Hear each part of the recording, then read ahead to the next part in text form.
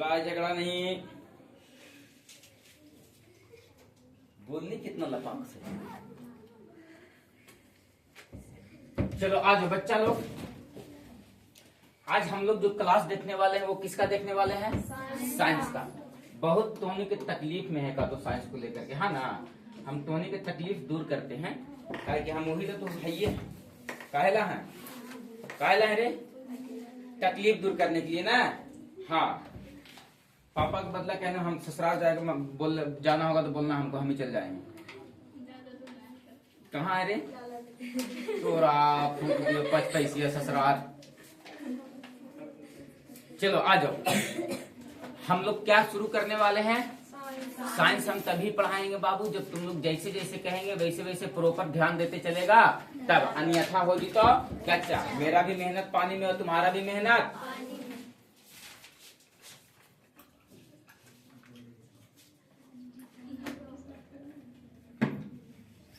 खत्म। पर घंटे लीटर। आ जाओ, और आपके सामने पहला क्वेश्चन। क्वेश्चन को बहुत विस्तार से समझेगा, जितना हम डिस्क्रिप्शन देंगे वो सारा डिस्क्रिप्शन को अपने साथ रखेगा, ताकि सर हम लोग क्वेश्चन को बहुत बेहतर से बेहतर तरीके से समझ सके। बोलो क्लियर है सर? क्वेश्चन पढ़ो, तुम्हारे सामने क्या कहता है? प्रकाश का अपवर्तन क्या है? इसका नियम क्या है बताओ, लिखो। देखो, इसका आंसर एकदम सटीकली लिखेंगे, और सारा का सारा क्वेश्चन कितना अंक का है बाबू? तो 2 अंक का। और ये सारा क्वेश्चन एकदम बहुत इंपॉर्टेंट क्वेश्चन है, बहुत इत्मीनान से लिखेगा। बतियाते रहेंगे हम लोग सर, पढ़ते रहेंगे सर, पढ़ाई भारी नहीं लगेगा तुमको। क्या है बाबू इसका? प्रकाश का अपवर्तन से आप क्या समझते हैं? बताओ कि प्रकाश का अपवर्तन से आप क्या समझते हैं? तो लिखेंगे बाबू कि जब प्रकाश की किरण, किसकी किरण? जब प्रकाश की किरण एक माध्यम से, कहाँ से बाबू? एक माध्यम से। कहाँ से बाबू? एक माध्यम से। कहाँ जाती है? दूसरे माध्यम में प्रवेश करती है। दूसरे माध्यम में। किस माध्यम में? दूसरे माध्यम में प्रवेश करती है। दूसरे माध्यम में क्या करती है? प्रवेश करती है। तो अपने मार्ग से, अपने मार्ग से क्या हो जाती है सर? तो विचलित हो जाती है। अपने मार्ग से क्या हो जाती है? विचलित हो जाती है। अपने मार्ग से विचलित हो जाती है। इस घटना को प्रकाश का, किसका बाबू? प्रकाश का क्या कहते हैं?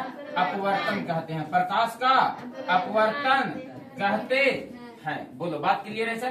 प्रकाश का अपवर्तन किसको कहते हैं बाबू? तो जब प्रकाश एक माध्यम से दूसरे माध्यम में जाती है तो वह अपने मार्ग से क्या हो जाती है?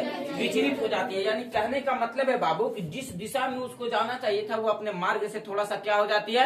विचलित हो जाती है। कभी अभिलंब की ओर मुड़ जाती है, कभी अभिलंब से दूर हट जाती है। ये दोनों के लिए अलग अलग कंडीशन है। तो सर जब प्रकाश एक माध्यम से, ये माध्यम क्या होता है सर? तो प्रकाशीय माध्यम 2 गो होता है। प्रकाशीय माध्यम कै गो होता है? 2 गो। केयर करना बाबू कि जो प्रकाशीय माध्यम है आपके पास, देखो एक क्वेश्चन से हम तुमको कितना क्वेश्चन डील करवाएंगे। प्रकाशीय माध्यम जो है आपके पास वो कितना होता है सर? तो 2 होता है। एक को बोलते हैं सरल माध्यम, सघन माध्यम, क्या बोलते हैं? और दूसरा को बोलते हैं विरल माध्यम। एक को क्या बोलते हैं सर? विरल माध्यम। कौन सा माध्यम बोलते हैं? और दूसरे को क्या बोलते हैं बाबू? सघन माध्यम। कौन सा माध्यम बोलते हैं? सघन माध्यम। एक को क्या बोलते हैं? विरल माध्यम, और दूसरे को क्या बोलते हैं? सघन माध्यम। जो विरल माध्यम होता है ना, इसमें प्रकाश की चाल अधिक होता है। क्या होता है बाबू? विरल माध्यम में प्रकाश की चाल क्या होता है? अधिक होता है। ये जो विरल माध्यम आपको दिख रहा है, कौन सा माध्यम दिख रहा है आपको? विरल माध्यम। कौन सा माध्यम? विरल माध्यम। ये जो आपका विरल माध्यम दिख रहा है, इस विरल माध्यम में, किसमें बाबू? विरल माध्यम में प्रकाश की चाल, किसकी चाल? प्रकाश की चाल। विरल माध्यम में प्रकाश की चाल क्या होता है सर? तो अधिक होता है। क्या होता है बच्चा? अधिक होता है। जबकि सघन माध्यम में, किस माध्यम में? सघन माध्यम में। सघन माध्यम में, किस माध्यम की बात कर रहे हैं? सघन माध्यम में प्रकाश की चाल, किसकी चाल बच्चा?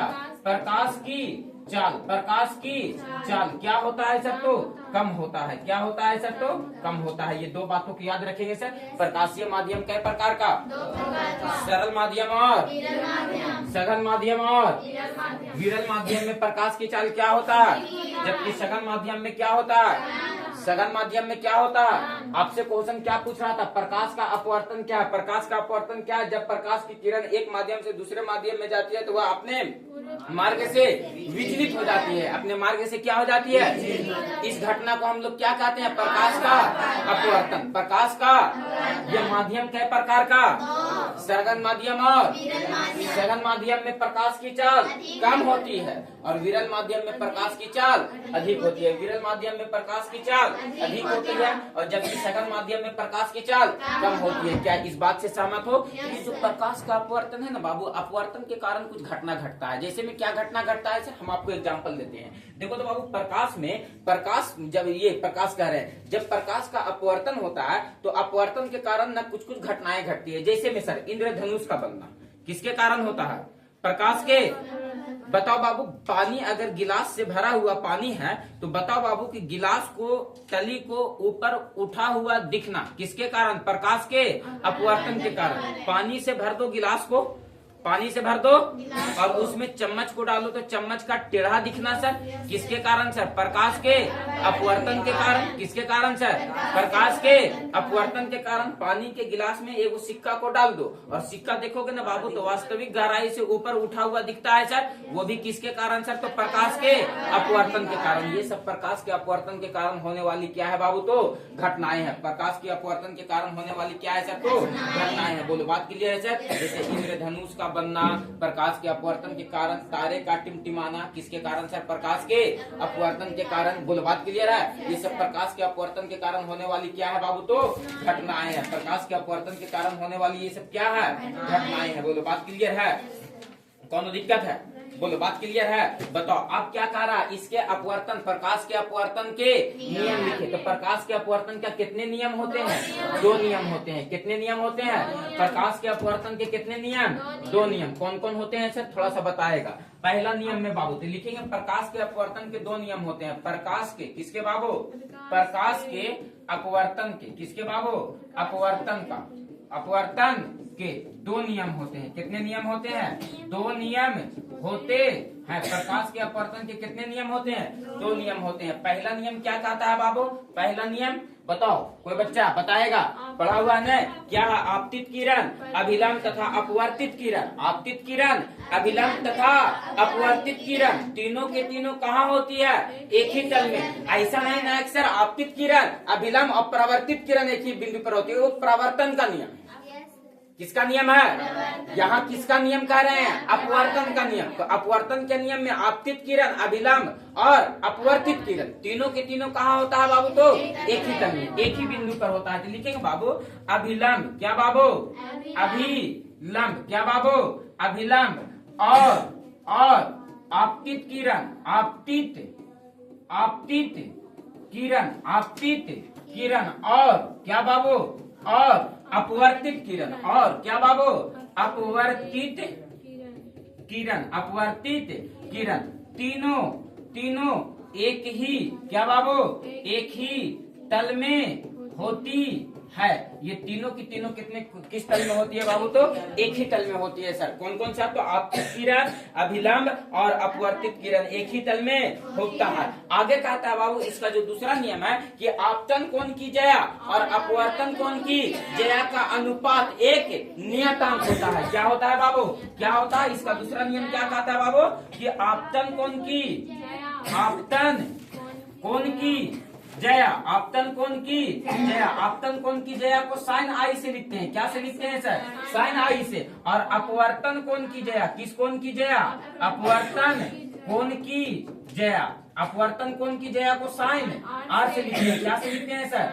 साइन आर से लिखते हैं। क्या से लिख देते हैं?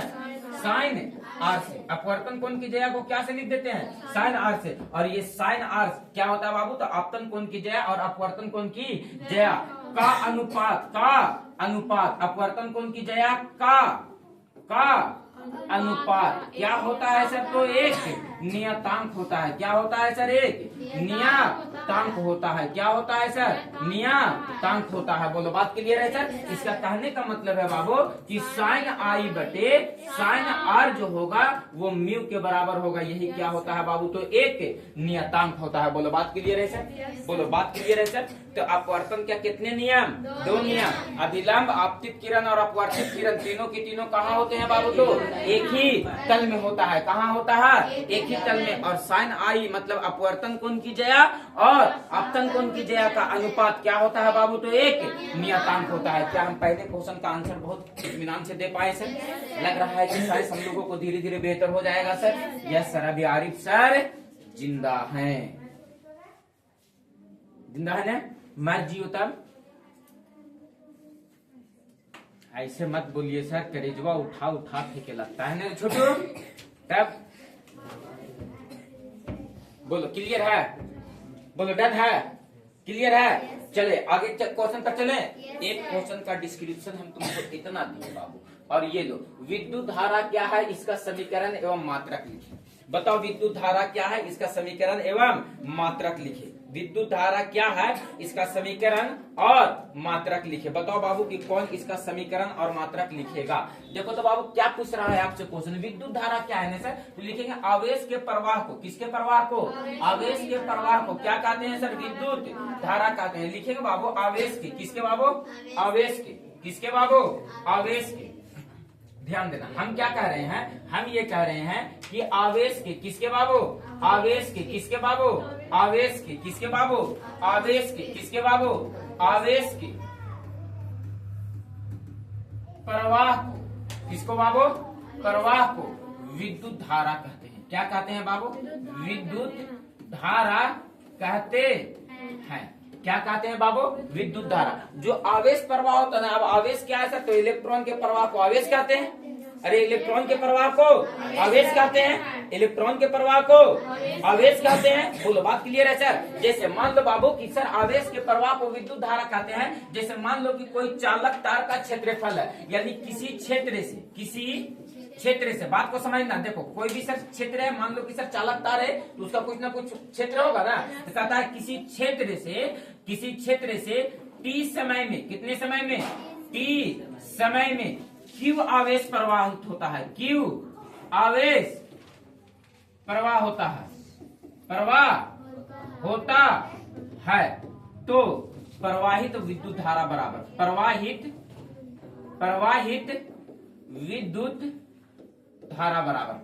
विद्युत धारा बराबर यानी आई बराबर होता है क्यू बाई टी। और इसी समीकरण को क्या कह रहा था सर? तो लिखने कह रहा था। वो तो बात क्लियर है सर? विद्युत धारा का एसआई मात्रक क्या होता है सर? तो एम्पियर। क्या होता है सर? क्या होता है सर? और आवेश का एसआई मात्रक क्या होता है? कूलम। आवेश का एसआई मात्रक कूलम। आवेश का एसआई मात्रक कूलम। और इसका एसआई मात्रक एम्पियर। बताओ इसका एसआई मात्रक क्या हो जाएगा? इसका एसआई मात्रक क्या हो जाएगा? एम्पियर। क्या हो जाएगा? एम्पियर। क्या हो जाएगा? एम्पियर। लेकिन आपसे पूछे आवेश का एसआई मात्रक बाबू, आवेश का एसआई मात्रक बाबू क्या होता है बाबू? तो कूलम होता है। क्या होता है बाबू?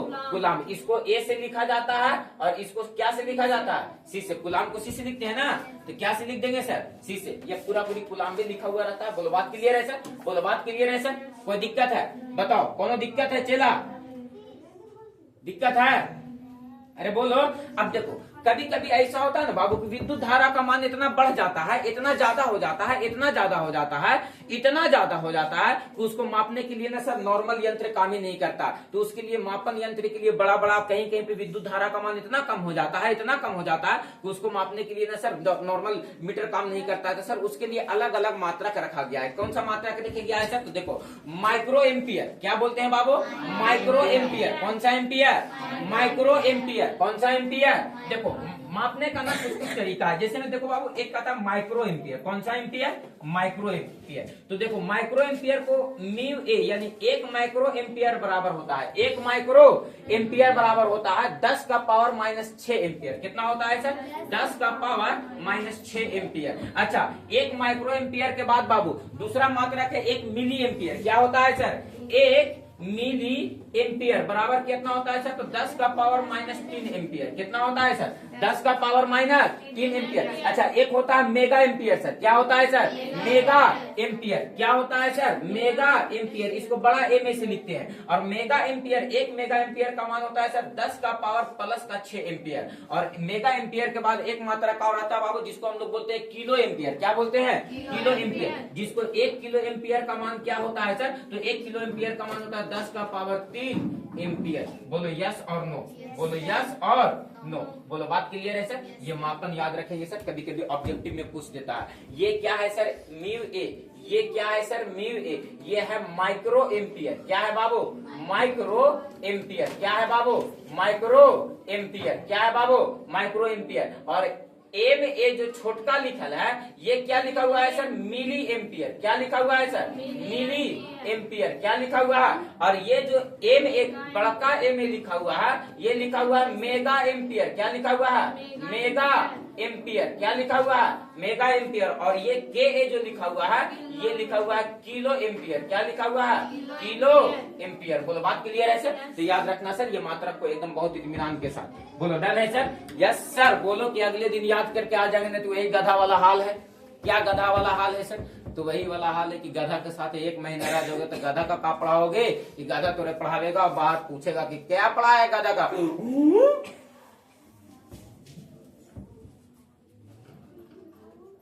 क्या ठेकेदार साहब, आर यू ओके? या सर या।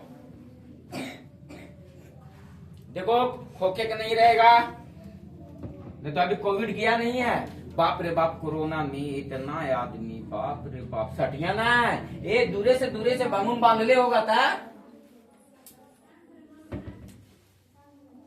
सोचो, वो ऐसा एक बीमारी था कि आदमी को छू नहीं रहा था, आदमी के पास जा नहीं रहा था। और 2 दिन घरे से निकल गया ना तो माइयो नहीं घुसे दे रही है घर में। क्या ऐना कहने से घूर के कूतो आता है, उधरे रहा 2 दिन उधरे रहा, बीमार पड़ गया तो उधरे निपट जिया, अंदर ना ही है। लेकिन बाबू, वो पैंडेमिक एक ऐसा खतरनाक था कि वो अपना पराये का पहचान बताया कि अपना कौन होता है और पराया कौन होता है। बेटा मर जा रहा है, बाप नहीं बॉडी उठा रहा है। कायला तो हम छुए तो हम निपट जीवे। बाप मर जा रहा है, बेटा बॉडी नहीं उठा रहा है। सोचो, तराही लोग हो गया था जिस समय कोविड था ना बाबू। तुम लोग को तो कोविड याद होगा, लेकिन कुछ दृश्य तुम लोग को दिखाई दिया होगा, कुछ दृश्य नहीं दिखाई दिया होगा। वो सब चीजों से ना सीख लेना चाहिए आदमी को कि हालात वैसा भी आ सकता है कभी कभी, कि ऐसा आ सकता है कि एक रूम में बंद रहना पड़ेगा पूरे परिवार को। अगर कोई ये बतिया कोविड से पहले कहता तो तुम लोग यकीन करते कि हाँ ऐसे कैसे ही थे कि घर बंद रहे बना कि बाप के जागीर है ना। लेकिन वो दिन आया कि नहीं कि घर से बाहर निकलना मुश्किल हो गया था। सोचो, अभी भी लोग अगर ध्यान नहीं देंगे क्लाइमेट पे तो अभी छलनी लगाया था ना नाक में, छान के सांस लेवे पड़ेगा आदमी को। कहने भैया ऑक्सीजन सुंघले चलेगा, कहने भैया ऑक्सीजन तो इंसुलिन लेके दिक्कत है। इसलिए एक रोटी खाओ और एक पेड़ लगाओ, फिर दूसरा दिन एक रोटी खाओ और फिर एक पेड़ लगाओ, और 20 दिन तक यही काम करो। अभी 10 रुपया में तो पेड़ मिलता है, लेकिन कोई नहीं लगाने के लिए तैयार है। 10 रुपया में एक पेड़ मिलता है कि सर उस पेड़ को लेकर के और लगा दे हम। इतना बड़ा तू लोग हो गया, बताओ कि क्या किया अपने जीवन के लिए? कुछ नहीं किया। जब एगो पेड़ तक नहीं लगाया तो सांस कहां से ले रहे हो? तो बाप के जागीर है, बाप के जागीर है, बापा रखे के लोहे क्या ये फक मार लिए एकदम खुला सांस हवा में? नहीं। उसके लिए ना बाबू तुम लोगों को मेहनत करना चाहिए। तुम लोग पढ़े लिखे बच्चे हो, अगर तुम लोग नहीं इस चीज पे ध्यान दोगे ना तो कोई और नहीं देगा।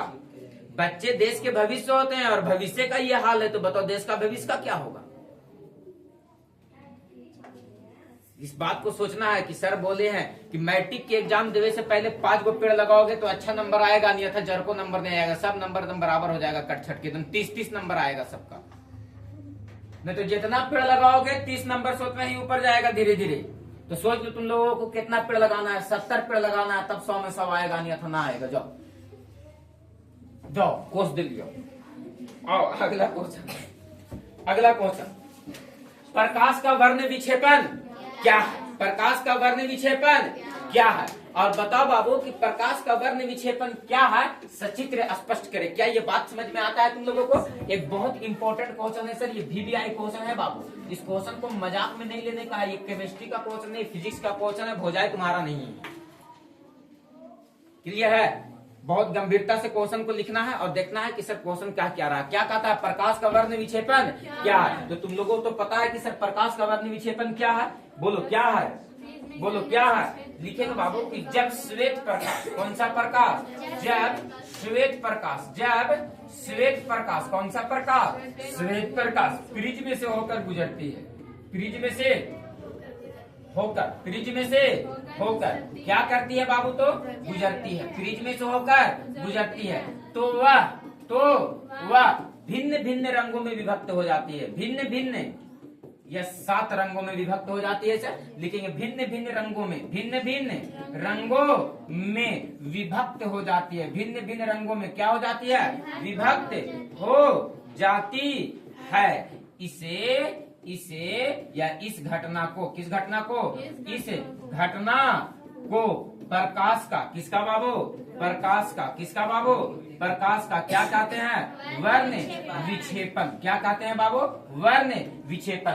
लेकिन आपको एक बात यहाँ से और याद रखना है सर, एक होता है स्पेक्ट्रम का नाम सुने हो? स्पेक्ट्रम का, जब श्वेत प्रकाश को प्रिज्म में से गुजारा जाता है तो श्वेत प्रकाश 7 रंगों में विभक्त हो जाती है। कितने रंगों में विभक्त हो जाती है? और वो 7 रंगों द्वारा एक तरह का पट्टी बन जाता है सर। उसी पट्टी को क्या कहते हैं? स्पेक्ट्रम। क्या कहते हैं सर?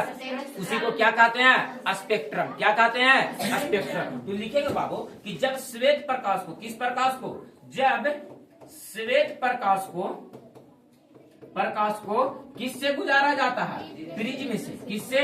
प्रिज्म में से होकर, प्रिज्म में से होकर क्या किया जाता है? गुजारा जाता है। प्रिज्म में से होकर गुजारा जाता है। तो वह क्या बाबू? तो वह 7 रंगों में विभक्त हो जाती है। 7 रंगों में क्या हो जाती है? विभक्त हो जाती है। 7 रंगों में विभक्त हो जाती है, जिसके इन रंगों के द्वारा, इन रंगों के द्वारा, इन रंगों के द्वारा एक पट्टी बनती है, एक पट्टी बनती है, जिसे स्पेक्ट्रम कहते हैं। क्या कहते हैं बच्चा? स्पेक्ट्रम कहते हैं। बोलो बात खत्म सर, बोलो बात खत्म सर, बोलो बात खत्म सर। लेकिन क्या रहा था, इसका क्या करे बाबू? तो सचित्र वर्णन करे। देखो तो बाबू, जब श्वेत प्रकाश को तुम गुजारोगे प्रिज्म में से तो ये 7 रंगों में विभक्त हो जाएगा सर। कितने रंगों में बढ़ जाएगा? 7 रंगों में बढ़ जाएगा सर। कैसे? तो मान लो ये प्रिज्म है, ये क्या है बच्चा? एक प्रिज्म है। ये क्या है बाबू? प्रिज्म है। और जब प्रिज्म में से हम गुजारे बाबू किसको सर? श्वेत प्रकाश को। किसको गुजारे हैं सर? श्वेत प्रकाश को। जब प्रिज्म में से गुजारे किस प्रकाश को बाबू? श्वेत प्रकाश को। तो ये तो श्वेत प्रकाश गया सर। तो यह कितने रंगों में विभक्त हो जाती है? 7 रंगों में। कितने रंगों में विभक्त हो जाती है? 7 रंगों में विभक्त हो जाती है। बताओगे कि कैसे कैसे विभक्त होता है सर? तो देखो इसका ना क्या होता है, तो इसका कुछ ना सर बताओ क्या होता है सर। तो ऐसे विभक्त हो जाता है। मान लो कि 1 रंग, 2 रंग, 3 रंग, 4 रंग, 5, 6, एक बीच में रख देते हैं। क्या बाबू? तो 7। ये कितने रंगों में विभक्त हो जाती है? 7 रंगों में। ऊपर सबसे कौन रहता है? रेड। ऊपर सबसे कौन रहता है? रेड। और नीचे क्या रहता है? ऊपर बैगनी रहता है। और रेड कहाँ रहता है? नीचे रहता है ना। करेगी बदमाशी।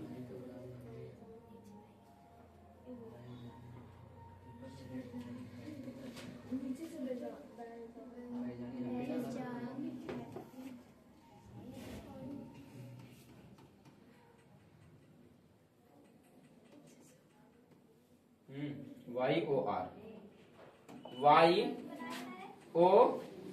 1 2 3 4 5 6 7। अब बोलो याद आया? बोलो याद आया? तो बताओ ऊपर में सबसे कौन रहता है? रेड। नीचे कौन सा रहता है? कौन सा रहता है बताओ। इसका तरंगदैर्घ्य सबसे क्या होता है अधिक, यानी सर इसका विक्षेपण लाल कलर का विक्षेपण सबसे कम होता है, जबकि बैंगनी कलर का विक्षेपण सबसे अधिक होता है। सर बोलो यस या नो सर। तो ये था क्या बाबू, तो यही कहता है कि यहाँ से हम लोग कौन सा प्रकाश निकाले, श्वेत प्रकाश। कौन सा प्रकाश, श्वेत प्रकाश। तो ये कितने रंगों में विभक्त हो गया, 7 रंगों में। यही 7 रंग बाबू। 7 रंग का मतलब पता है ना, बोलो क्या है ये क्या है, ये क्या है नीला, ये क्या है, ये क्या है पीला, ये क्या है ऑरेंज, और ये क्या है रेड। यही 7 रंगों में क्या हो जाता है सर, तो विभक्त हो जाता है। यही आपके क्वेश्चन का क्या था बाबू, तो आंसर था। बोलो यस या नो सर, बोलो यस या नो सर। बोलो कौन दिक्कत है सर, डन है। चले हम आगे, उतारना है। कई दिन में तुम लोग 5 सही कर लोगे, 15 से 20 दिन में। चलो आ जाओ सर, अगला क्वेश्चन बोलो बाबू, क्लियर है। चले हम आगे, आ जाओ अगला क्वेश्चन देखो क्या कहता है।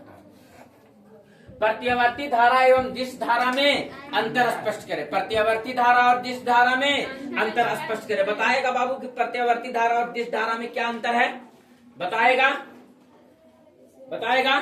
देखो एक तरफ लिखो प्रत्यावर्ती धारा, एक तरफ कौन सा धारा लिखो, प्रत्यावर्ती धारा। कौन सा धारा, प्रत्यावर्ती धारा। इसको हम लोग बोलते हैं बाबू एसी करंट। क्या बोलते हैं सर। और एक तरफ लिखेंगे डिस्ट धारा। क्या धारा बाबू, डिस्ट धारा, जिसको हम लोग क्या बोलते हैं सर, तो डीसी करंट। क्या बोलते हैं सर, तो डीसी करंट। देखो बाबू ये प्रत्यावर्ती धारा है ना, इसका परिमाण समय के अनुसार बदलते रहता है। दिशा और परिमाण इसका क्या होता रहता है सर, तो बदलते रहता है। प्रत्यावर्ती धारा में क्या लिखेंगे बाबू कि दिशा और परिमाण। क्या बाबू, दिशा और परिमाण। क्या बाबू, दिशा और परिमाण, दिशा और परिमाण, दिशा और परिमाण, दिशा और परिमाण क्या होता है सर, तो बदलता है। दिशा और परिमाण क्या होता है सर, बदलता है। दिशा और परिमाण क्या होता है सर, तो बदलता है। लेकिन बाबू कि इसका दिशा और परिमाण, इसका दिशा और क्या बाबू, तो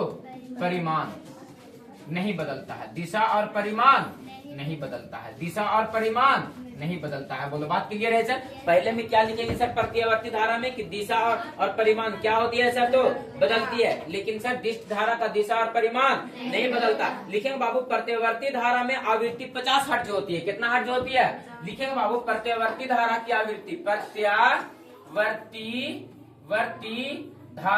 धारा की आवृत्ति, प्रत्यावर्ती धारा की आवृत्ति कितना हर्ट्ज होती है, 50 हर्ट्ज होती है, 50 हर्ट्ज होती है। लिखेंगे बाबू डिस्ट धारा की आवृत्ति, डिस्ट धारा की आवृत्ति, डिस्ट धारा की आवृत्ति 0 हर्ट्ज होती है। क्या होती है बाबू, तो 0 हर्ट्ज होती है। बोलो बात क्लियर है सर, बोलो बात क्लियर है सर। देखो जो प्रत्यावर्ती धारा है ना बाबू, जो प्रत्यावर्ती धारा है, इसको ट्रांसफार्मर की सहायता से इसके मान को कम और बेशी किया जा सकता है, यानी घटाया या बढ़ाया जा सकता है। लेकिन डिस्ट धारा को ट्रांसफार्मर की सहायता से उसके मान को घटाया या बढ़ाया नहीं जा सकता। लिखेंगे बाबू प्रत्यावर्ती धारा को, किस धारा को बाबू, प्रत्यावर्ती धारा को ट्रांसफार्मर के सहायता से, किसके सहायता से बाबू, ट्रांसफार्मर के सहायता से इसके मान को घटाया या बढ़ाया जा सकता है। लिखेंगे बाबू इसमें एक डिस्ट धारा को, किस धारा को बाबू, डिस्ट धारा को ट्रांसफार्मर के सहायता से, किसके सहायता से, ट्रांसफार्मर के सहायता से घटाया डिस्ट धारा के मान को ट्रांसफार्मर के सहायता से घटाया या बढ़ाया नहीं जा सकता है। बोलो बाबू बात क्लियर है सर। बताओ अगले दिन हम पूछेंगे प्रत्यावर्ती धारा और डिस्ट धारा में अंतर, तो बताओ कि बता लोगे सर कि प्रत्यावर्ती धारा किसको कहेंगे और डिस्ट धारा किसको कहेंगे, प्रत्यावर्ती धारा किसको कहेंगे और डिस्ट धारा किसको कहेंगे। बोलो बात क्लियर है चला, कोनो दिक्कत है, अगर दिक्कत होगा तो बोलेगा। प्रत्यवर्ती धारा और दिश धारा में अंतर, तो बताओ कि प्रत्यवर्ती धारा और दिश धारा में अंतर हो गया। उतारो उतारो इत्मीनान से उतारो, हमको भी प्यास लग गया, थोड़ा सा पानी पी लेते हैं।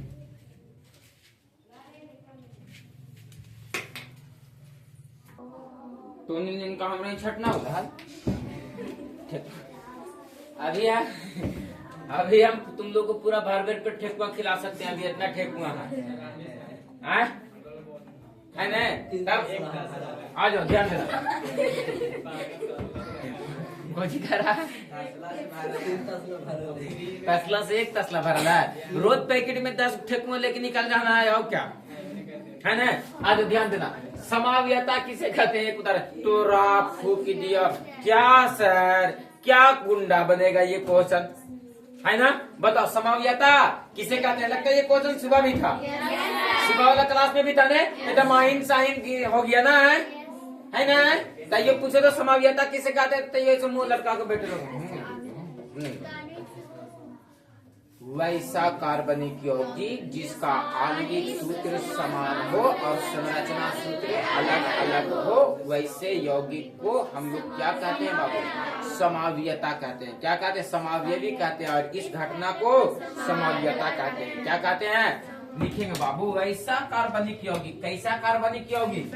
वैसा कार्बनिक यौगिक। कैसा कार्बनिक यौगिक? वैसा कार्बनिक यौगिक। कैसा कार्बनिक यौगिक? वैसा कार्बनिक यौगिक। वैसा कार्बनिक यौगिक जिसका, किसका बाबू? जिसका अणुसूत्र समान हो। अणुसूत्र क्या हो? अणुसूत्र, अणु गलती लिखा हुआ है, अणुसूत्र समान हो। अणुसूत्र क्या हो बाबू? समान हो। परंतु क्या बाबू? परंतु क्या बाबू? परंतु संरचना सूत्र, कौन सा सूत्र? संरचना सूत्र। संरचना सूत्र भिन्न भिन्न हो। संरचना सूत्र क्या हो? भिन्न भिन्न हो। संरचना सूत्र क्या हो? भिन्न भिन्न हो। उसे समावयवी कहते हैं। क्या कहते हैं? समावयवी कहते हैं। और इस घटना को क्या कहते हैं बाबू? समाव्यता कहते हैं। क्या कहते हैं? समाव्यता कहते हैं। एग्जाम्पल भी देने का रहा तो एक एग्जाम्पल दे देते हैं सर। जैसे में CH3 क्या लिखे? CH3, CH2, CH2, CH3। बताओ ना बाबू, 4 कार्बन दिख रहा है ना तुमको?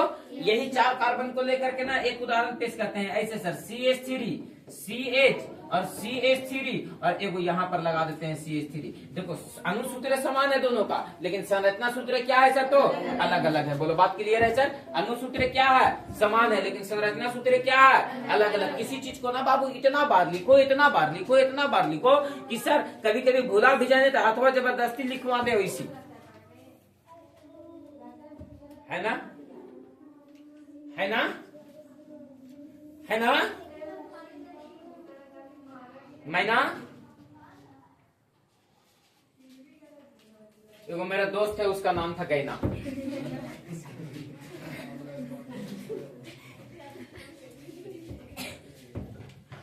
सुनेगा तो बेटा बड्डी गाली देगा। आ जाओ, ध्यान देना। क्या कह रहा है बाबू? अगला क्वेश्चन। चले हम अगला क्वेश्चन पर। ये लो आपके सामने अगला क्वेश्चन है। और अगला क्वेश्चन क्या कहता है? ब्लीचिंग पाउडर बनाने की विधि एवं उपयोगिता को लिखिए। कोई बताएगा बाबू? ब्लीचिंग पाउडर बनाने की विधि और उपयोगिता को लिखने कह रहा है बाबू, बताओ।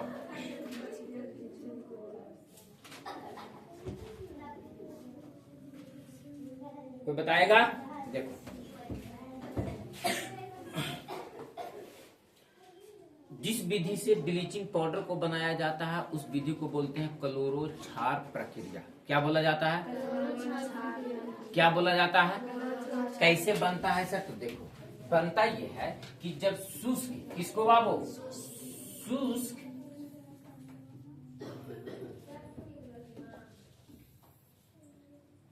लिखेंगे, क्या लिखेंगे सर? जब शुष्क चूना पर, जब शुष्क चूना, चूना कैसे लिखाएगा? शुष्क चूना पर क्लोरीन गैस प्रवाहित किया जाता है। कौन सा गैस प्रवाहित किया जाता है? क्लोरीन गैस प्रवाहित किया जाता है।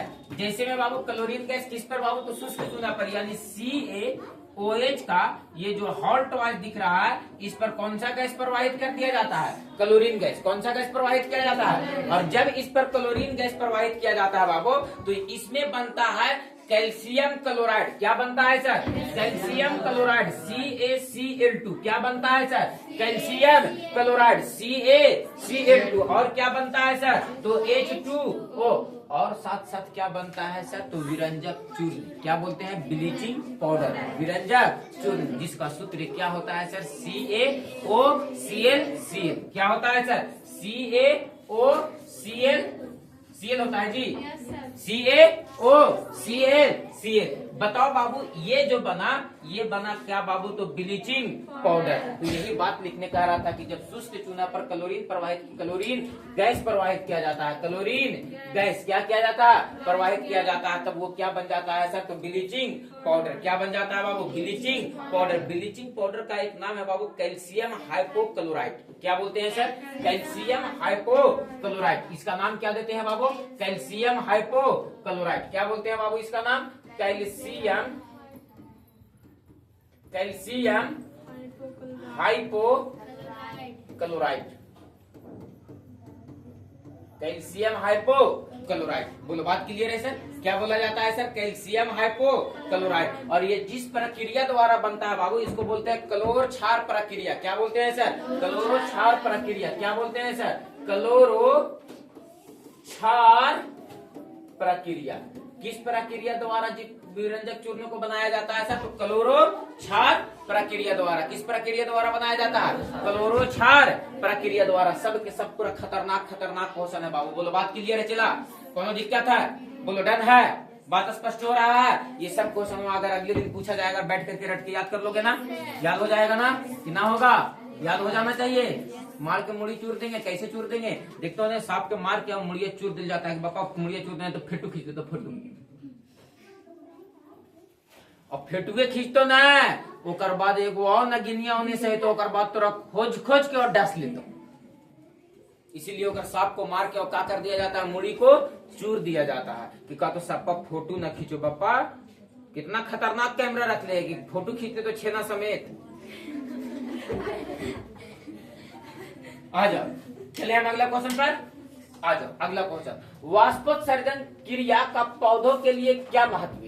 बताओ बाबू, वाष्पोत्सर्जन प्रक्रिया से पौधों के लिए क्या महत्व है? उसके महत्व को हमको समझाएं। सबसे पहला महत्व है सर कि वाष्पोत्सर्जन की प्रक्रिया द्वारा पानी का संतुलन पौधों में बना रहता है। किसका संतुलन बना रहता है? पानी का संतुलन। दूसरा में सर पौधों में ठंडक बना रहता है। किसके कारण सर? वाष्पोत्सर्जन के कारण। और पानी को जड़ों से पत्तियों तक पहुंचा देता है सर। पानी को जड़ों से पत्तियों तक पहुंचा देता है सर। तो लिखेंगे बाबू महत्व। क्या कहता है बाबू? इसका क्या महत्व है? महत्व में सबसे पहला महत्व लिखेंगे। क्या लिखेंगे सर? पहला महत्व कि पौधों में, किसमें बाबू? पौधों में। किसमें बाबू? पौधों में। किसमें बाबू? पौधों में ठंडक प्रदान करता है। क्या प्रदान होता है सर? ठंडक प्रदान करता है। किस प्रक्रिया द्वारा? ठंडक प्रदान करता है। किस प्रक्रिया द्वारा? वाष्पोत्सर्जन की प्रक्रिया द्वारा। आगे बोलो तो बाबू कि दूसरा में क्या लिखेंगे बाबू? तो वाष्पोत्सर्जन क्या महत्व है इसका? दूसरा महत्व हमको समझाएगा कोई बच्चा। पानी का संतुलन बना रहता है, जल का संतुलन बना रहता है। लिखेंगे बाबू पौधों में। किसमें बाबू? पौधों में। किसमें बाबू? पौधों में। जल का, किसका बाबू? जल का क्या बना रहता है? संतुलन बना रहता है। संतुलन बना रहता है। पौधों का संतुलन, जल का संतुलन बना रहता है। आगे वाला में लिखेंगे बाबू कि पानी को जड़ों से कहां तक पहुंचाता है सर? तो पत्तियों तक। यानी सर जड़ों से, किसको? किससे बाबू? जड़ों से जल को। कहां से? जड़ों से जल को कहां तक पहुंचाता है सर? तो पत्तियों तक पहुंचाता है। पहुंचाता है। बोलो, बात क्लियर है सर? वाष्पोत्सर्जन की प्रक्रिया, ये वाष्पोत्सर्जन की प्रक्रिया में कभी कभी प्रभावित हो जाता है। अधिक तेज धूप मिल जाएगा उसको, है ना, या कभी तेज हवा मिल गया उसको। डन है? डन है?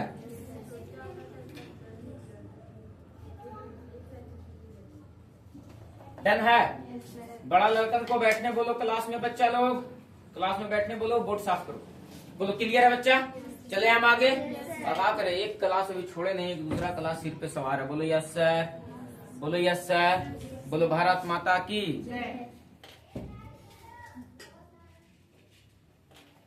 भारत माता की जय। अगला क्वेश्चन पर चलें। ये तो आपके सामने अगला क्वेश्चन। अवायवीय श्वसन एवं वायवीय श्वसन में अंतर लिखिए। बताओ अवायवीय श्वसन और वायवीय श्वसन में अंतर। एक तरफ लिखो वायवीय श्वसन। कैसा श्वसन? वायवीय श्वसन। कैसा श्वसन? वायवीय श्वसन। कैसा श्वसन बच्चा? और दूसरा में लिखेंगे अवायवीय श्वसन। अवायवीय श्वसन। तो एक लिख रहे हैं वायवीय श्वसन और एक लिख रहे हैं अवायवीय श्वसन और एक लिख रहे हैं वायवीय श्वसन। बताओ बाबू वायवीय श्वसन किसको कहते हैं और अवायवीय श्वसन किसको कहते हैं? ये ऑक्सीजन की उपस्थिति में होता है। किसकी उपस्थिति में होता है? ऑक्सीजन की उपस्थिति में होता है। ऑक्सीजन की उपस्थिति में होता है। उपस्थिति में होता है। ये किसकी उपस्थिति में होता है? ऑक्सीजन की उपस्थिति में। और ये क्या होता है सर? तो ऑक्सीजन की, किसकी बाबू? ऑक्सीजन की, किसकी बाबू? ऑक्सीजन की अनुपस्थिति में होता है। किस में होता है सर? अनुपस्थिति में होता, अनुपस्थिति में होता है। अच्छा एक बात बताओ बाबू, वायवीय श्वसन में अधिक ऊर्जा मुक्त होती है सर, जबकि अवायवीय श्वसन में कम ऊर्जा मुक्त होती है सर। वायवीय श्वसन में क्या होता है सर? अधिक ऊर्जा मुक्त होती है सर, और अवायवीय श्वसन में कम ऊर्जा मुक्त होती है। तो लिखेंगे बाबू इसमें अधिक ऊर्जा मुक्त होती है। किसमें? इसमें अधिक ऊर्जा मुक्त होती है। अधिक ऊर्जा मुक्त होती है। अधिक ऊर्जा मुक्त होती है। लिखेंगे बाबू इसमें कम ऊर्जा मुक्त होती है। इसमें कम ऊर्जा मुक्त होती है। अच्छा इसमें क्या लिखेंगे बाबू? तो लिखेंगे इसमें ग्लूकोज जो है बाबू, इसमें ग्लूकोज का पूर्ण ऑक्सीकरण होता है। इसमें ग्लूकोज का क्या होता है? पूर्ण ऑक्सीकरण होता है। और क्या बनाता है बाबू? तो पूर्ण ऑक्सीकरण होने के बाद कार्बन डाइऑक्साइड और जल बनाता है। क्या बनाता है? तो लिखेंगे बाबू इसमें किस ग्लूकोज का, किसका बाबू? ग्लूकोज का, किसका बाबू? ग्लूकोज का पूर्ण ऑक्सीकरण होता है। पूर्ण ऑक्सीकरण, पूर्ण ऑक्सीकरण होकर कार्बन डाइऑक्साइड और जल बनाता है। क्या बनाता है सर? कार्बन डाइऑक्साइड और जल बनाता है। लिखेंगे बाबू कि इसमें ग्लूकोज का, किसका बाबू? ग्लूकोज का पूर्ण ऑक्सीकरण नहीं होता है। पूर्ण ऑक्सीकरण नहीं होता है। और जब पूर्ण ऑक्सीकरण नहीं होता है तो यह क्या बनाता है सर? तो कहेंगे एल्कोहल और कार्बन डाइऑक्साइड बनाता है। क्या बनाता है सर? एल्कोहल और प्लस में कार्बन डाइऑक्साइड बनाता है। बोलो बात स्पष्ट हो गया सर? क्या बनाता है सर? तो एल्कोहल और कार्बन डाइऑक्साइड बनाता है। बताओ बाबू कि वायवीय श्वसन जो है वो जीव द्रव और माइटोकॉन्ड्रिया में होता है। किसमें होता है सर? जीव द्रव और माइटोकॉन्ड्रिया में होता है। जबकि अवायवीय श्वसन केवल और केवल किसमें होता है? किसका में होता है? कोशिका। किसमें होता है? कोशिका द्रव में होता है। तो लिखेंगे बाबू कि यह जीव द्रव, क्या बाबू? जीव द्रव और माइट्रो, क्या बाबू? माइट्रोकॉन्ड्रिया में होता है। माइट्रोकॉन्ड्रिया में होता है। जबकि अवायवीय श्वसन खाली किसमें होता है सर? जीव द्रव में या कोशिका द्रव में होता है सर? क्या में होता है सर? तो केवल और केवल किसमें होता है? जीव द्रव में होता है। बोलो वायवीय और अवायवीय श्वसन में अंतर लिखा गया बाबू? बताओ वायवीय और अवायवीय श्वसन में अंतर लिखा गया बाबू? फटाक से उतारेगा बाबू लोग। और ये सारा क्वेश्चन जो है बाबू बहुत इंपॉर्टेंट क्वेश्चन आपके सामने लाया गया है। और ये क्वेश्चन के सहारा से तुम लोग चैप्टर को रिवीजन करते रहना। हम तुम लोगों को भरोसा दिलाते हैं कि जिस तरह से तुम लोगों को मैथ टनाटन कर दिए, ठीक उसी तरह से हम लोग क्या कर लेंगे बाबू? तो साइंस को भी टनाटन कर लेंगे। बोलो यस और नो? क्लियर है? चलो भरोसा है ना हमारा पर? Yes sir. लड़ाई झगड़ा मत करो। अगला क्वेश्चन, कार्बन आवर्त सारणी के किस वर्ग का सदस्य है? किस वर्ग का सदस्य है? बताओ किस वर्ग का? वर्ग 14 का। देखो तो बाबू किसका बात कर रहा है? कार्बन। कार्बन बोले तो करिया। कार्बन बोले तो करिया। कोयला। कार्बन मतलब कोयला ही ना समझते हो तुम लोग? सही समझते हो। कार्बन। क्या है बाबू ये? कार्बन। क्या है बाबू ये? कार्बन। इसका परमाणु संख्या कितना होता है चला? परमाणु संख्या कितना होता है चला? परमाणु संख्या कितना होता है? 6। तो आप इसका इलेक्ट्रॉनिक कॉन्फ़िगरेशन कर दो तो 2,4। तो ई वाला इलेक्ट्रॉन को कौन सा इलेक्ट्रॉन बोलते हैं? संयोजी इलेक्ट्रॉन ना। कौन सा इलेक्ट्रॉन? संयोजी इलेक्ट्रॉन। कौन सा इलेक्ट्रॉन बोलते हैं? और जिसका संयोजी इलेक्ट्रॉन 2 से अधिक हो उसमें वर्ग संख्या निकालने के लिए 10 को क्या कर देते हैं? जोड़ देते हैं सर। तो देखो तो बाबू संयोजी इलेक्ट्रॉन 4 है तो वर्ग संख्या जब निकालेंगे कौन सी संख्या? वर्ग संख्या। तो बताओ वर्ग संख्या इसका कितना निकल जाएगा? 10 और 4 14। यानी कितना वर्ग का ये तत्व है? 14वां वर्ग का है। और इस वाले वर्ग को कार्बन परिवार कहा जाता है। कौन सा परिवार कहा जाता है? यानी सर वर्ग 14 को किसको बाबू? वर्ग 14 को कौन सा परिवार कहा जाता है? कार्बन परिवार कहा जाता है। कौन सा परिवार कहा जाता है? कार्बन परिवार। क्योंकि इस वर्ग का सबसे पहला सदस्य जो है वो कौन सा है बाबू? तो कार्बन है। पहला सदस्य कौन सा है? कार्बन है। बोलो यस या नो सर? बोलो कौन दिक्कत है सर? क्या आज हम तुम लोगों को साइंस पढ़ा पाए या सिखा पाए? मजा आया? लगा कि सर 15 दिन में तो पूरा खंगार दीजिएगा। खंगार देंगे ना। और अभी तो खाली सब्जेक्टिव लेकर के आए हैं। कल से जो हम क्लास में आएंगे वो ऑब्जेक्टिव भी लेकर के आएंगे और सब्जेक्टिव भी लेकर के आएंगे। बोलो बात क्लियर है सर? 20 गो ऑब्जेक्टिव और 10 गो सब्जेक्टिव। मैटर हो जाएगा समाप्त। बोलो बात क्लियर है सर? जो जो वादा किए हैं तुम लोगों से बाबू हम वैसी वैसी सब कर देंगे। ठीक है? मेहनत करना तुम लोगों का काम है बच्चा। कि सर माए बाप से हमला बात मत छुदैया बाद में कि है सर हमार बेटी ना पढ़ लो सर, ए सर हमार बेटा ना पढ़ लो सर। तो हम का करियो? हमार बेटा बेटी हेलो ना पढ़ लो तो ना पढ़ लो। कितना पढ़ा लो कि घर ही पढ़ा लो सर? बोलो क्लियर है? कौन दिक्कत है? तो हम आज के साइंस का क्लास तुम लोगों का हम यहीं पर छोड़ते हैं बच्चा। मिलते हैं तुम लोगों से हम अगले क्लास में। सुबह वाला क्लास तुम लोगों को कई बजे से कर दिया गया है? बहुत अच्छे आदमी है कि नहीं? हम है ना अच्छे आदमी? ठंडा गिरा तो तुम लोगों पे रहम किए। लेकिन 9th वालन का क्लास सेम टाइम से है। उन लोगों के टाइमिंग में कोई परिवर्तन नहीं किया गया। क्लियर है? मिलते हैं अगले क्लास में।